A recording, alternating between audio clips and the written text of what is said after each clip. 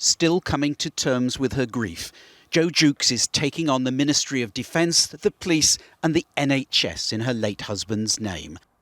You don't get any guidance from anyone at all. Nobody helps you. Lance Corporal Dave Jukes took his own life in October. But for 6 years, the veteran of conflicts in Iraq and Afghanistan had been seeking help with his mental health. His widow says he was repeatedly failed, passed from one organisation to another until he gave up. So now she's taking them all to court in a landmark case.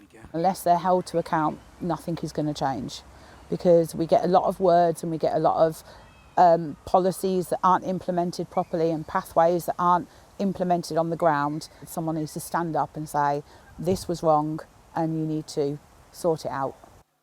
Behind the smiling family picture with his daughters here, Dave Jukes was tormented by PTSD. Having bad thoughts every day, suicidal thoughts. There had been so many warnings, like this message he posted on social media. Jo Jukes says the police had been with him earlier on the day he killed himself, but the opportunity to help was lost.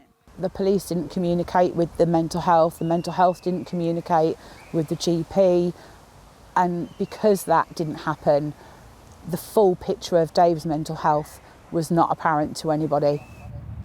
ITV News first met Jo 7 months ago at the time of her husband's funeral, when she told us they'd been let down. People wouldn't step in and they wouldn't listen. I was trying to save his life, and people didn't work with me. Since then, we understand there have been 60 more funerals of serving military personnel and veterans who've taken their own lives. She says it's time the Armed Forces covenant of voluntary obligation to look after those who've served was legally enforced. I don't understand why you can have something and say that our nation looks after its veterans and will always take pride in the service they've given, but it not be embedded into law. Improved support by law for the mentally ill is the legacy she wants for Dave Jukes.